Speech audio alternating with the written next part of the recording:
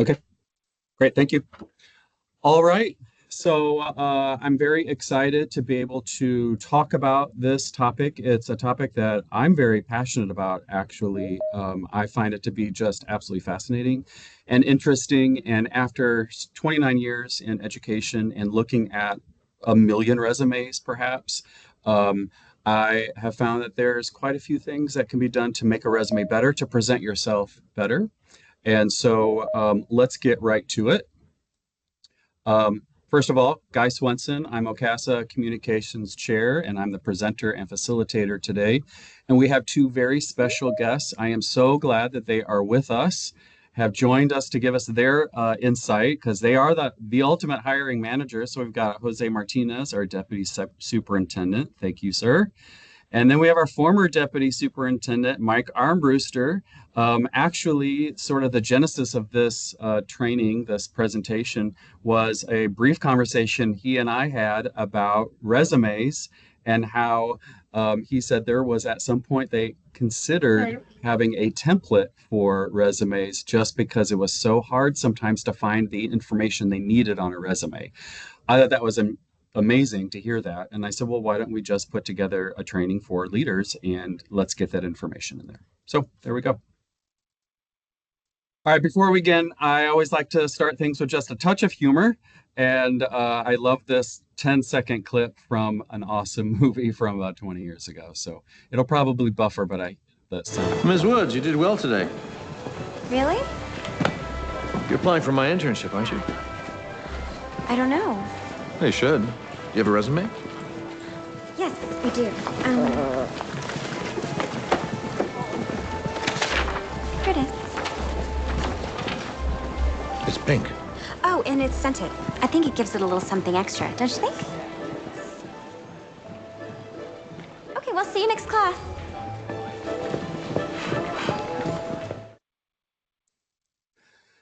All right, so perhaps a pink scented resume is not the way to go, but I imagine it will make you stand out if that is the choice that you want to make.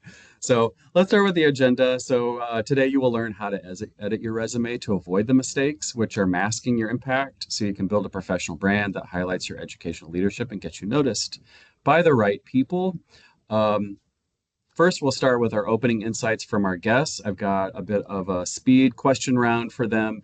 Then I'm going to show you the tale of two resumes. I've got some detailed do's and don'ts, objective versus professional profile, how to transform your duties to impacts and results. I think this is actually the heart of the presentation and the most important part, a list of action verbs. We're going to hear a little bit from OCASA about becoming a member if you aren't. Oh, by the way, we have invited OCASA members and non-OCASA members to be here, but we've also invited teacher leaders who are in the assistant principal pool. So I'm very excited that we have some of you joining. A lot of what I'll be talking about kind of applies mostly to, or my discussion is geared towards current administrators. However, it is all applicable if you're currently a teacher leader at your school. And then I'll talk about how to use AI properly. There is a right way, of course, and there is a wrong way to use AI. We'll have a bit of a wrap up, and then really sort of what I really want to be able to get to is opening our forum with the guests to be able to ask any questions of them since they are here for us. So use that chat. In the chat, please write any questions that you have, and then we can go through those at the end and get into an open forum. All right. So first, resume advice is subjective. So you will hear differing opinions throughout your career. Consider these top 10 as a toolkit. It's not a rule book. The goal really is to provide you with advice and a direction to move towards. But ultimately, the final decision really is yours. You have to take whatever you hear today and decide what works for you and what doesn't work for you, and then move forward with it. And this is the biggest piece of data I got. Hiring managers spend an average of 7.4 seconds reviewing your resume. That's the very first part, just looking at it and scanning. And so throughout everything we talk about, I'm going to keep mentioning, if they've only got 7 seconds, what are you presenting? What's the very first thing that you're showing? Now, of course, during an interview situation, someone's going to be reading your entire resume, but not at the very beginning. They're scanning quickly. So let's start with our experts. So if Mr. Martinez and Dr. Armbruster, you could unmute. And whoever just wants to start, I put a question up here.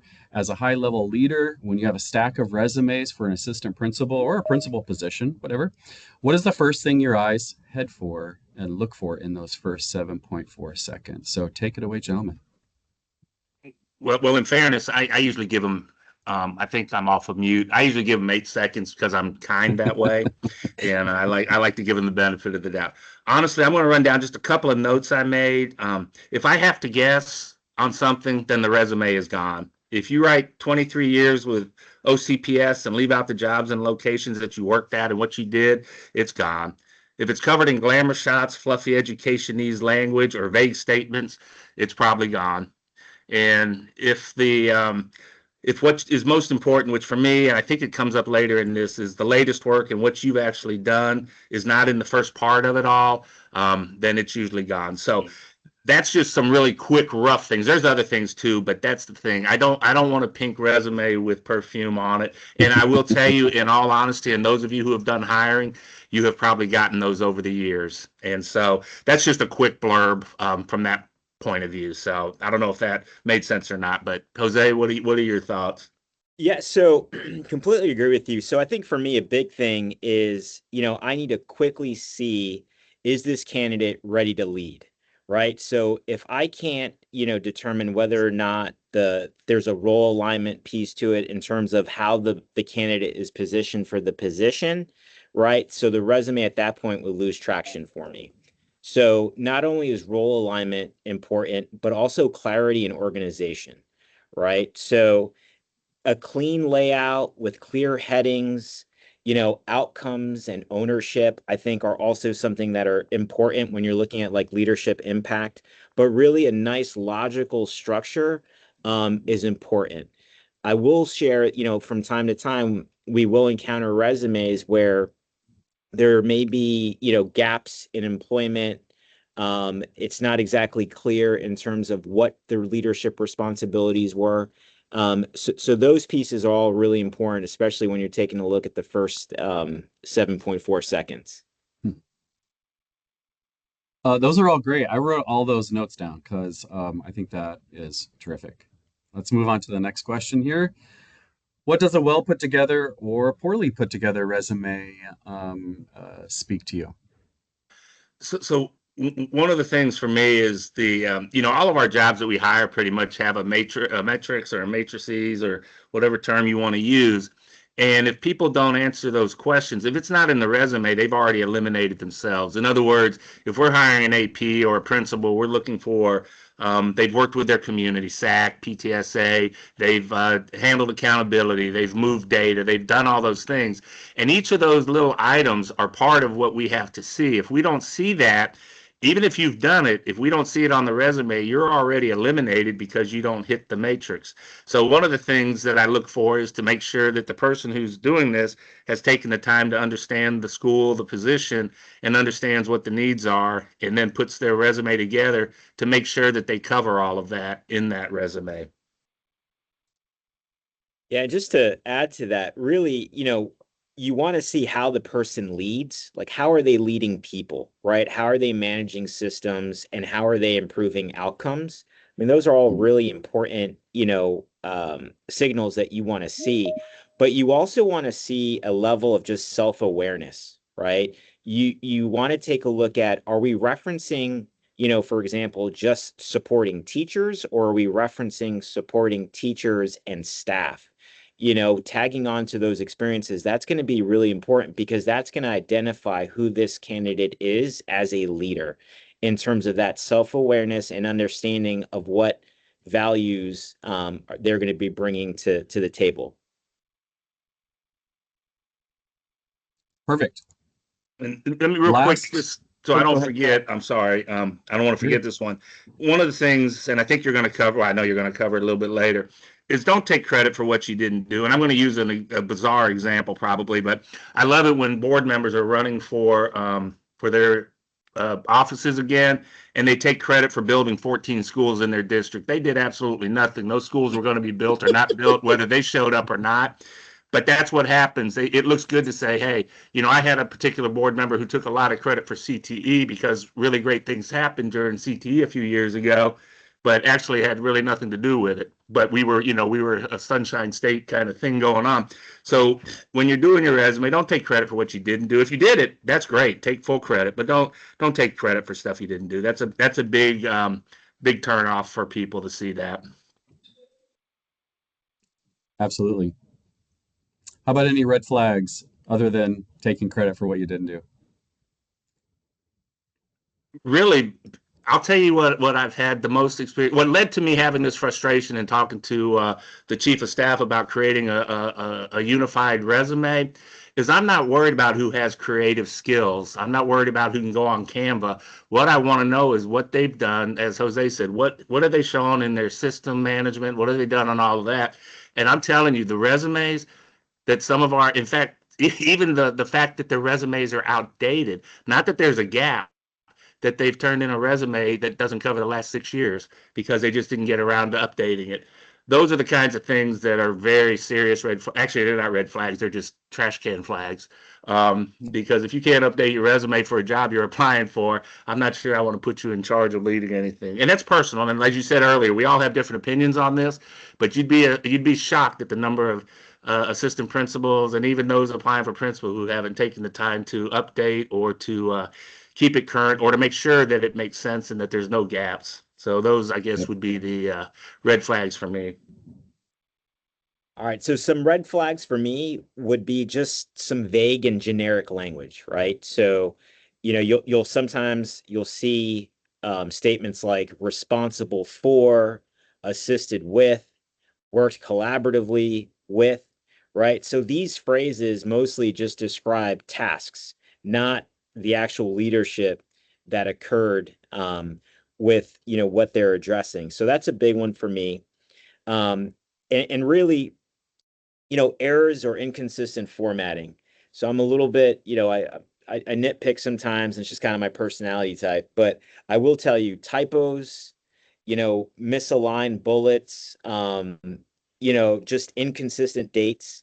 And because that really just shows that attention to detail matters. And if you're not going to put that attention, in those details, how are you going to now take on this new job?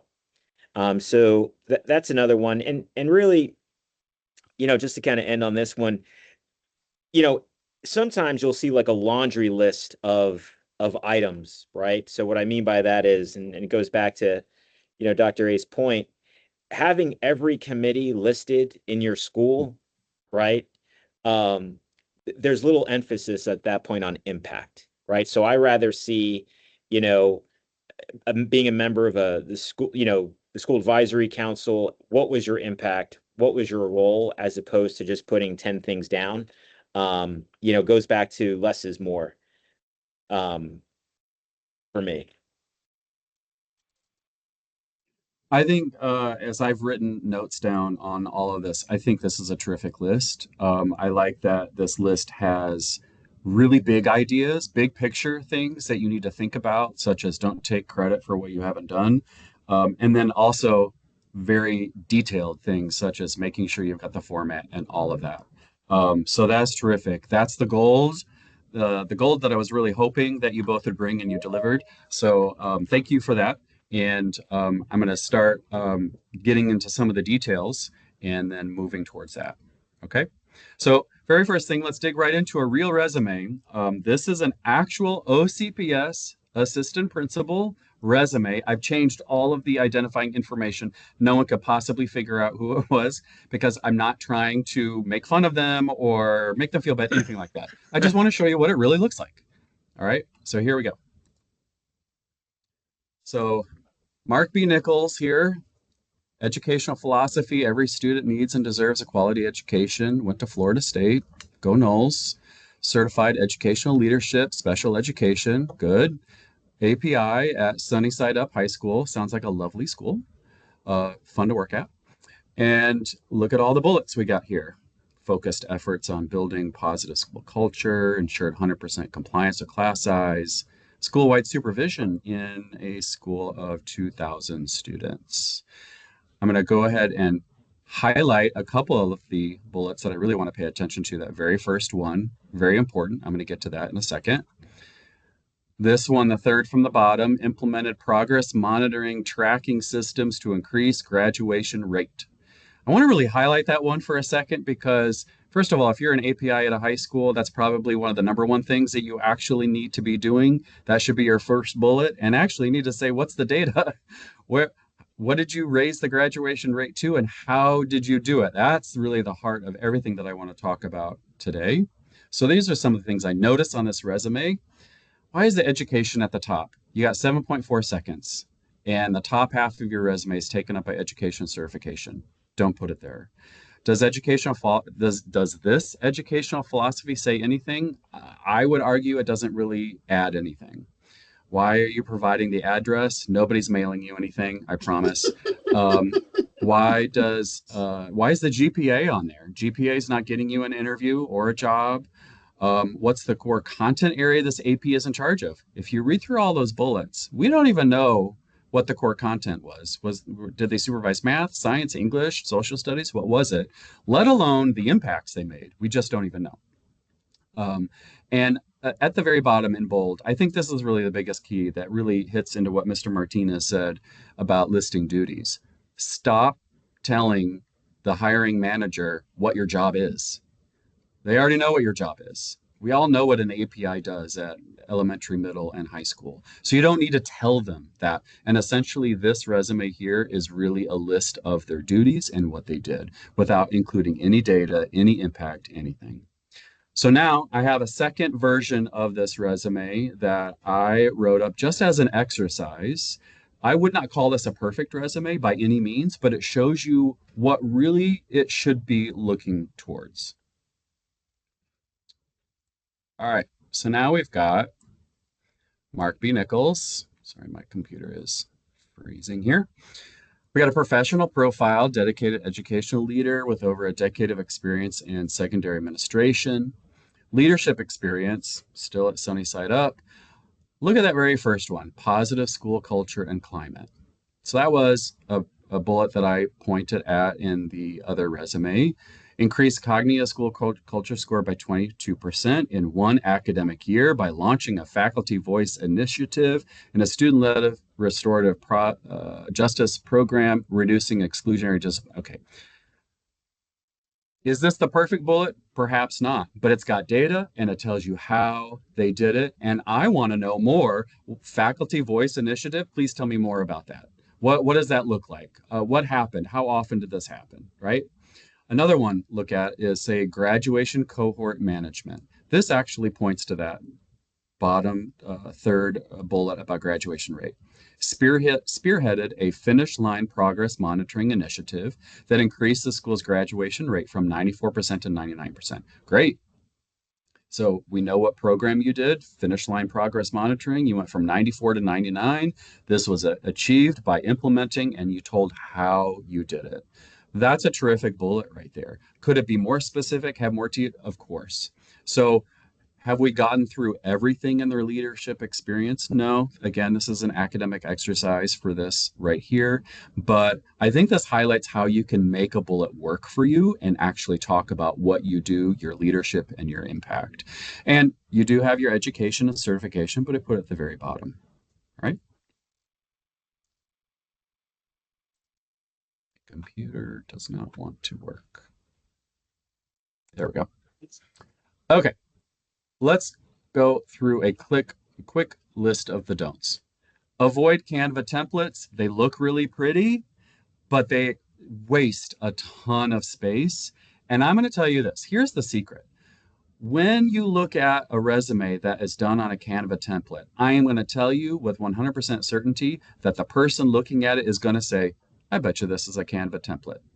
And now you've taken their mind off of, should I hire them or should I interview them? They're thinking about whether this is a Canva template. You've totally taken them off track. So don't do it. I recommend not going beyond 2 pages. If you're what we would call a mid-level manager, such as an AP, a principal, you probably don't need to go beyond 2 pages. If you're Dr. Armbruster and you've been in education for 37 years, I bet you can fill more than 2 pages with accomplishments. But most of us aren't at that point yet.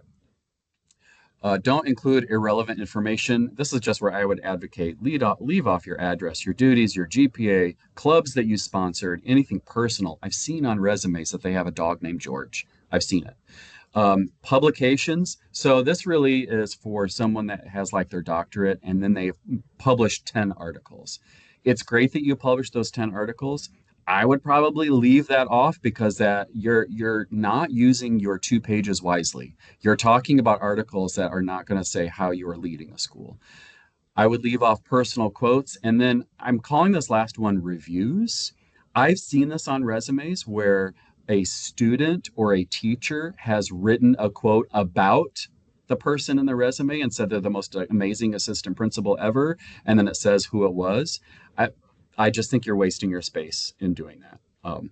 I would avoid a 2-column resume. This is going beyond this presentation right here for OCPS, but a 2-column resume, if you are ever going to apply for a job outside of OCPS, you will likely need to submit your resume electronically.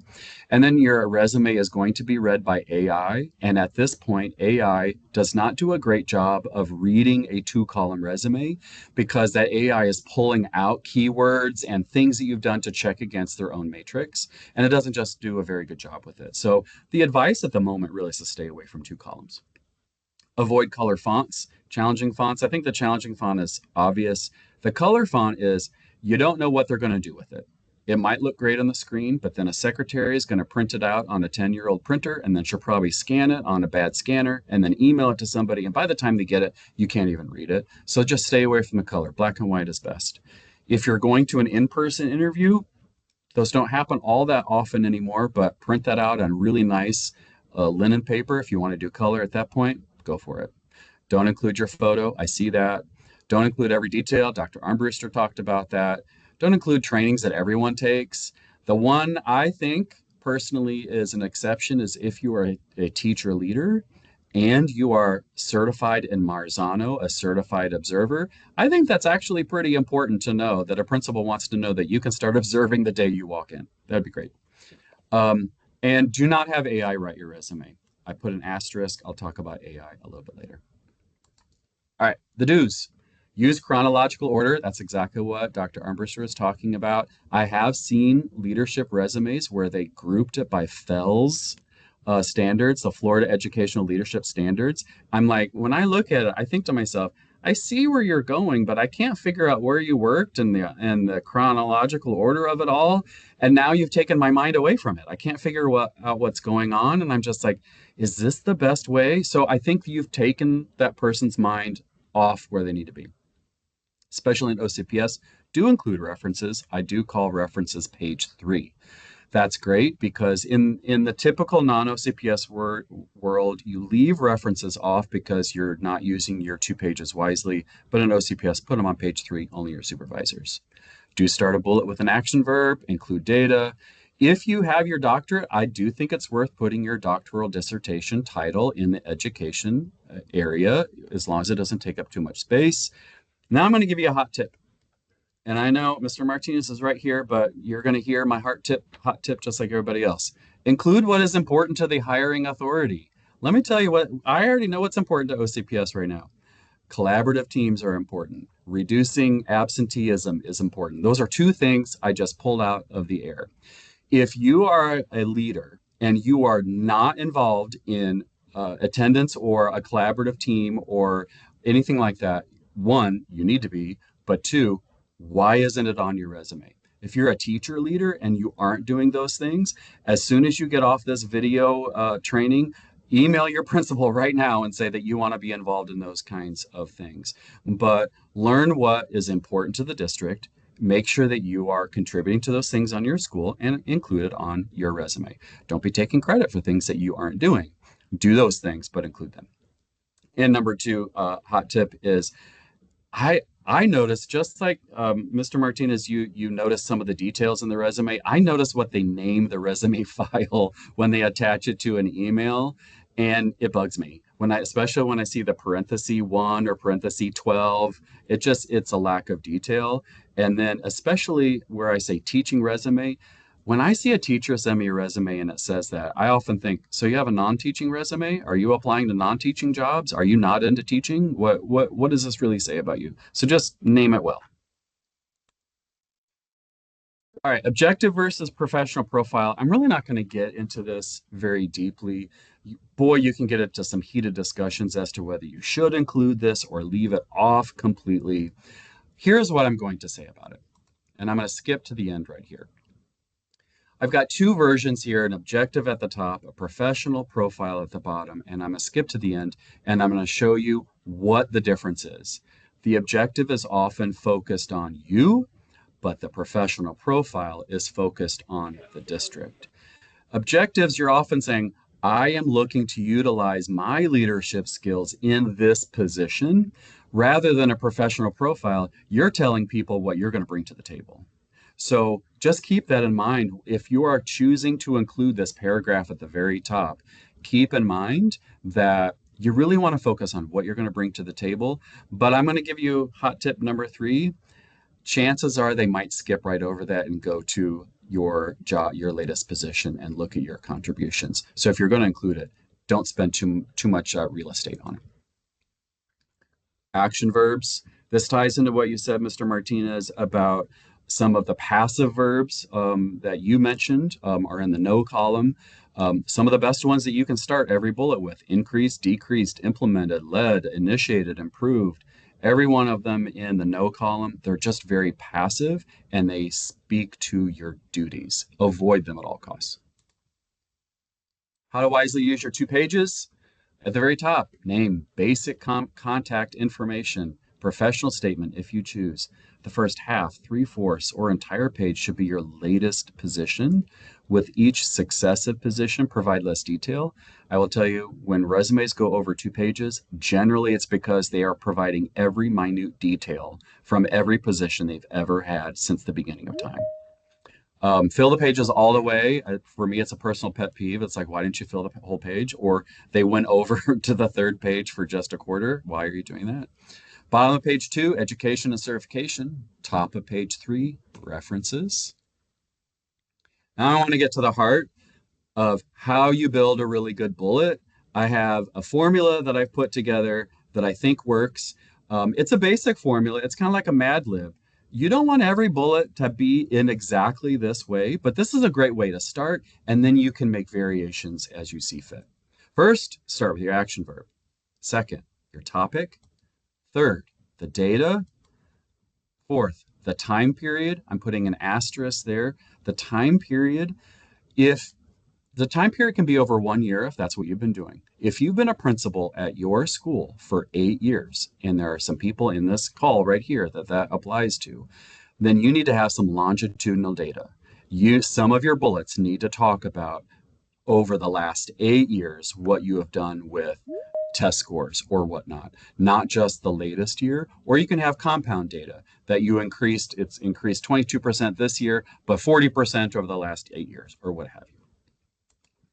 And then the biggest part is the how you did it.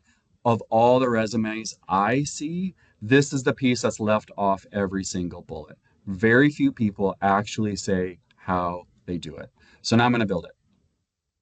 Action verb, decreased. Chronic absenteeism. District is way into this, so I'm playing into that in my resume. Plus, at least at my school right here, I work with absenteeism. I decreased it by 22% over 2 years. That shows that I know that this is not a one and done. I didn't just do one meeting in September and all of a sudden I had an improvement in November, that I've been working on this for a couple of years now. And then how did I do it? By rewarding most improved attendance instead of perfect attendance, identifying attendance barriers, and implementing a peer and teacher buddy support system. Are those all the most beautiful pieces and ways to do that? That's a whole other debate to have, but that's a great bullet there. And that's a great formula to follow of start with your verb. What's your action verb? What was the topic? How much did you do it by? Over what time period? How did you do it? All right. Guy, can I interrupt you real quick? Absolutely. Karina got kicked out. Can you let her back in? Oh, sure.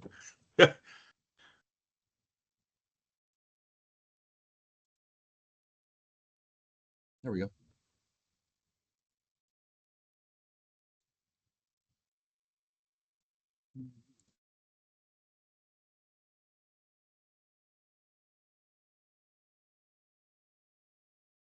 There we go.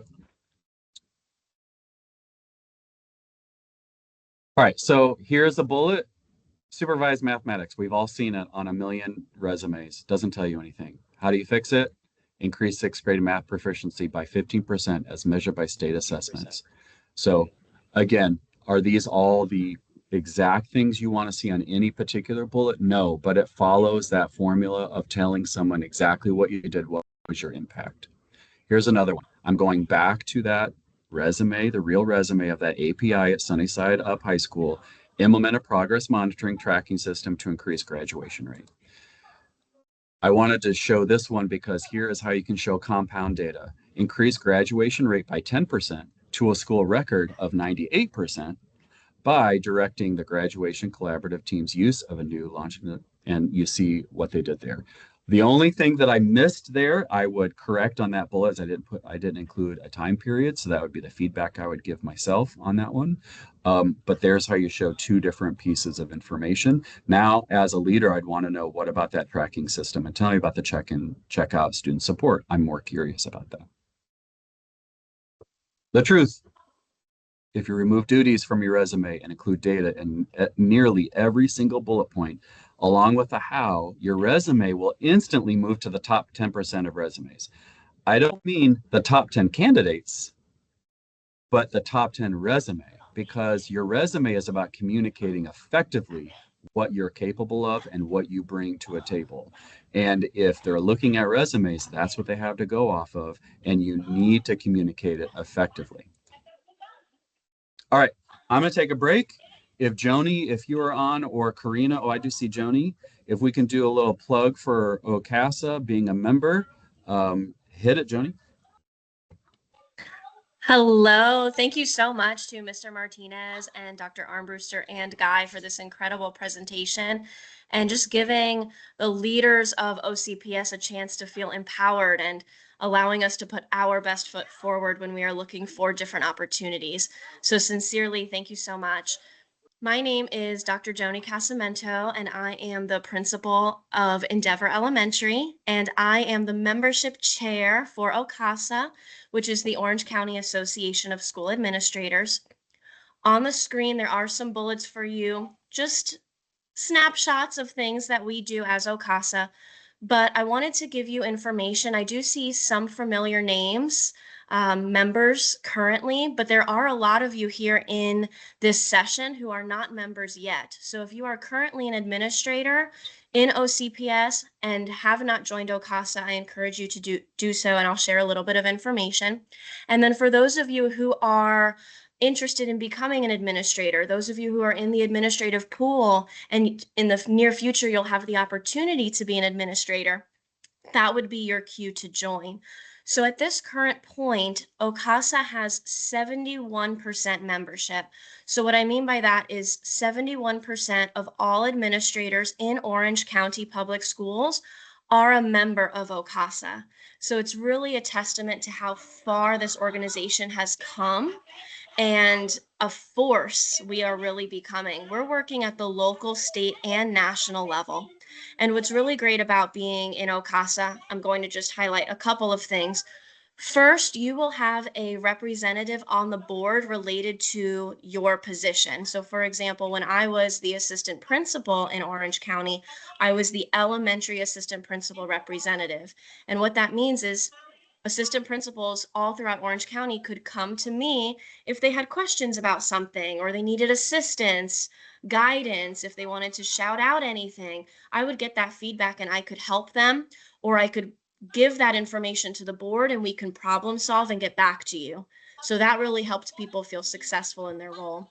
The other thing that we do is we have professional standards support with John Miller from Meadowbrook Middle, and that's guidance on just the right things to do so we can make decisions and feel comfortable with those decisions. And if we come into some trouble, we can get some help.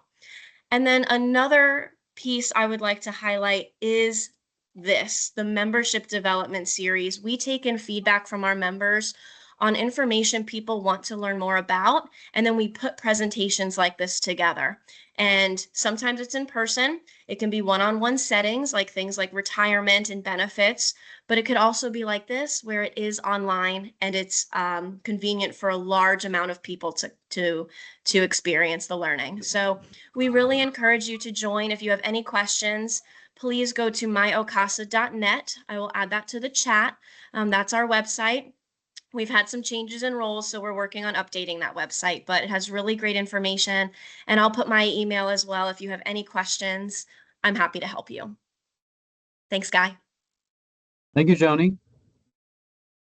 We are about to round up. We're in the final stretch. I want to talk about how to use AI for your resume. I am an AI power user. Another thing that I'm very passionate about, how to use it the right way and how to use it the wrong way. For my own power use, I find that AI is great at analyzing and offering insights and recommendations. It is not so good at writing things from scratch. So don't allow AI to do it for you. But what I would do is your resume that you have currently right now, load it into your favorite AI, and then ask it these questions. Identify the top 3 professional themes based off this resume. Which of my bullet points sound like daily duties? Rewrite the specific bullet point to include what are 5 high impact leadership verbs I'm not currently using.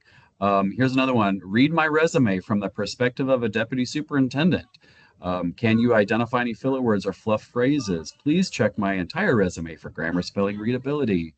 And then my favorite question, anytime I use AI for anything, I always end with, are there any questions I haven't asked you about my resume that I should have? It's amazing what AI will provide back to you. It will tell you the things that you missed. And in fact, this very presentation right here that I created on Canva, I loaded into my favorite AI and I asked it a whole bunch of questions. Please analyze, what am I missing? If you, and I even put, if you are the deputy superintendent and you are participating as a guest, what do you think might be missing from here? And so I was able to improve it, but AI absolutely did not write it for me at all. This is all me. All right, wrap up. Action items you can start today. Have AI analyze your resume. Identify the data. Remove your duties. Use the formula for each bullet. Think about what someone will see in 7.4 seconds. And something I want to offer to anybody. And we used to do this more in OCASA. Somehow we got away from it. But in the past OCASA, we would review resumes for members all the time. And that's actually how I've seen so many, because I have reviewed a whole bunch of OCASA member resumes. I am glad to do that for anyone, even if you're not a member of OCASA. We can even schedule a 10-15 minute virtual chat. You can share your resume and I can look at it in 7.4 seconds and give you some direction that you need to go and give you some high level things. I'm not offering to write it for you or anything like that, but I can give you some direction that you need to go in. Glad to do it. You just need to contact me for that. And now that is it for the presentation. I want to open it back up to our guests to chime in on anything they want to talk about or anything extra. Have at it. The floor is yours. I just wanted to just say a great resume. I wrote it down. A great resume won't guarantee you the job, but a bad one will cost you the job before you even get your foot in the door.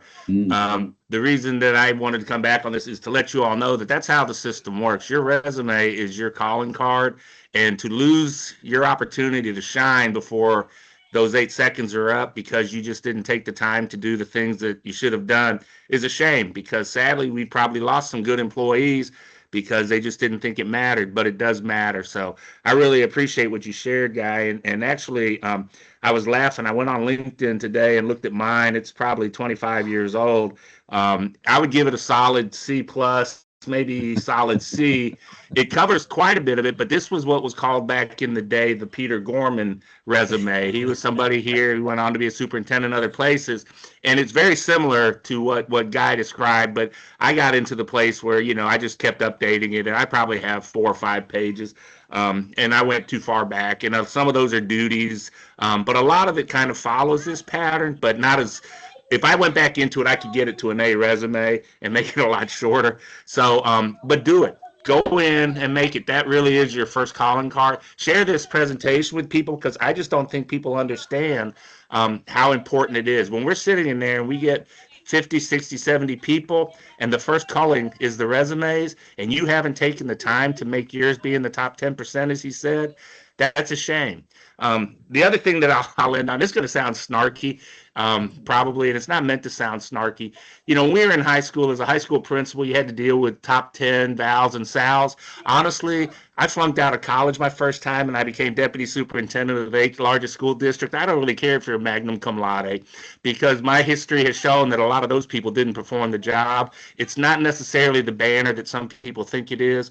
I'd rather have somebody who struggled and actually did a lot of things. And again, it's not to take anything away. I'm not trying to be snarky, but it's not something that needs to be out there. We figure you passed college because you got certified and you're able to apply for the job. So some of the things that made sense to us in high school to hold up is big. We're in the big world now, and there's a lot of people who have different journeys, and what seems like a big thing really isn't. So focus on the things. This is really well done, Guy. Thank you so much for sharing it. And I think that, Jose, one of the things that I asked him to look at, he didn't do anything because he's deputy and I'm gone. But I think him and Rob Bixler, I think, are still talking about coming up with kind of a formatted resume so that you can not be lost because you just didn't do the thing you should have done. And will help you drive to make sure you get your best foot forward as you go. So hope that makes sense. Yeah, and just to just to follow up on your template there. So we are taking a look at coming up with a formalized resume template.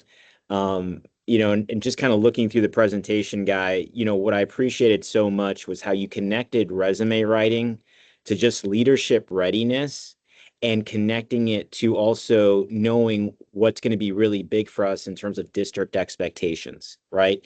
So in that one example that you gave about chronic absenteeism, right? That's huge. So we all know right now that we are tasked with how can we combat declining enrollment? So what are some things that we're doing within our schools, right, regardless of the role, right, to address that? So for me, Guy, this presentation was spot on, extremely well done. The examples and the framing were extremely helpful. One thing that I do want to just add is, I know that we've got some teacher leaders, on the call today. And I think one of the things just to be mindful of is really to frame your mindset from more of teacher language to leader language. And that's just something just to be mindful of when you are, coming up with your resume, because that's a big piece, because you're now going from the classroom to leading and supporting staff to supporting students ultimately. So that's a big one. And really at the end of it all, what I'm looking for and is I want to learn more about this person after I see this resume. At the end of the day, it's very simple. I want to meet this person. I want to learn more. So again, Guy, terrific job. Thank you. Really do appreciate it. And I will, of course, keep you updated on where we are with that template as well, because a lot of what you have highlighted are pieces that need to go into it. So thank you. Oh, you are so welcome. And Karina, I think you were chiming in because you got some questions. We've got some questions in the chat, and this can go to you, Guy, or any of the deputy duo that we have on with us today. So one of the questions is, are we going to share the PowerPoint out? And then the other one is more so, how far back should your resume speak to your history and your past and your accomplishments?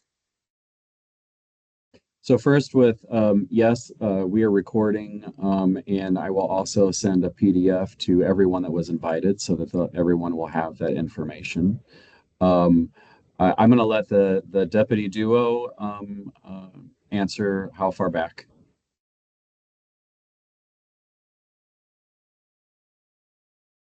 So if you are really bored and go on LinkedIn and look at mine, I think it depends on things. When I started that resume, I was coming from vocational education and trying to get into secondary education. And before I became an educator, had worked at and again, I mentioned earlier, I flunked out of college. So I was a non-degree teacher when I started my career at a vocational school. So I went all the way back to the job I had before that, which was general manager of West Orange Country Club, to show that I knew how to run an organization, knew how to run a budget, knew how to do all that, because my experiences prior to that weren't there. But I think that what Guy said, your most current stuff, and then littler and littler and littler. And then anything that is pertinent, something that's special, something that makes you unique, I think you can go back a little further. But I think it's kind of an open-ended thing for me, depending on what message you're trying to convey. Yep, I agree. I think that as an educational leader, I would put every position you've had in education. Least you need to say, because yeah, I started teaching back in 1997. So on my resume, I've got that I was a math teacher in 1997, but I don't have anything under it. It just lists where it was, what district, what school, and then I move on to the next thing, because your resume should be kind of formatted kind of like what I would call an inverted triangle. So the biggest part needs to be what you're doing right now, and gets less and less and less farther away you get. And I know there's one other chat in the, or comment in the chat, and Monica had a comment to make about the rubric at the district level. Are you okay unmuting and sharing your comment? Yeah, so I just, coming from the district level and then going back to school-based, I completely forgot what Dr. Armbruster said about there being sort of a rubric and a checklist of, and I don't think that people know that that exists. So when it just goes back to the point that I think that Swenson said about making sure that your resume is built to the job that you're applying for, because if you're applying for something at the district level in terms of administration, and I don't know what it looks like if they're looking for assistant principals or principals, but they come up with criteria that is important to them for that specific role. And if your resume doesn't address those specific things and you don't get that little check mark, your resume goes into a different pile. So I just think that, I know that there's a lot of people that just have one general resume and that's the resume that goes to everybody. I think if you're a principal or a leader, you've gotten those resumes where they've even sent it to someone from the wrong school. Like, I've gotten resumes that say, hello, Conway Middle School. I'm so interested in your school, and it's not my school. But just making sure that your resume is really geared towards whatever it is that you're going for. And I think that the district, as of late, has done a really good job of looking for assistant principals and principals that are a best fit for the schools to where they have a need. And so really looking at that school and what their needs are and making sure that your resume reflects what you've done in those areas, and not just overall what you've done as a teacher leader or as an assistant principal somewhere else, but really what you've done that could impact the school that you're applying for.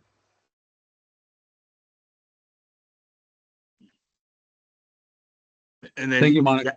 I was just going to end on one thing, and then I'll stop talking. Maybe not. I don't know. But anyway, what I was going to end on is sometimes we get so focused on the job we're going for. But if you get your resume and you get the opportunity to interview, you may not get the job you went for, but getting that opportunity to interview and having people on that interview committee gets you top of the box for the next interview that you weren't even thinking about at that time. But if your resume doesn't get you into that first interview, you never get to that second interview. And we have many stories of APs that didn't get the one they applied for, and weeks or months later got another one because they were a better fit. And they were a better fit because their resume got them into the interview that they didn't get, which gave them the opportunity for the job that was a better fit for them. So don't get so caught up in the one you're applying for. Just know that if you don't get in the room, there's a song in Hamilton, you got to be in the room where it happens. If your resume doesn't get you in the room, you're never going to get there. So make sure it sounds trivial, but honestly, it's not. 7.4 seconds determines your future. So make it the right 7.4 seconds. All right. Thank you, Dr. Armbruster. Mr. Martinez, do you have anything else you want to add? Nope. Just wanted to just say thank you. I think this is a great opportunity, for our leaders to come, and I do think, going back to Monica's point, it's also important to know and be aware of the school that you're applying for. Sometimes we just kind of are chasing, a title versus, really wanting to do the work. And I think it's one thing to say you want to be an AP or a principal, and it's another thing to do it. So it's really important that when you are, applying, take a look at the school, right? And try to gain a little bit of insight in terms of what does the community look like? What are some challenges right now that the school may be dealing with? And really see if that's the school that you want to be at to lead. So I think that's something that's really important, that I like to share. Well, thank you very much. This concludes our session. I want to thank Mr. Martinez, Dr. Armbruster for giving your valuable insights. I took lots of notes so that I can capture all of that, be able to share that with everyone. And thank you, everybody, for taking out your time 4:30 on a Wednesday to talk about the most exciting topic in the world, which is writing a resume. So just thank you, everybody. And if you ever need anything, you want me to take 7 seconds to look at your resume, give me an email. We can set something up. All right. So thank you. Thank you all. Have a good evening. Thanks, everyone. Thanks, Guy.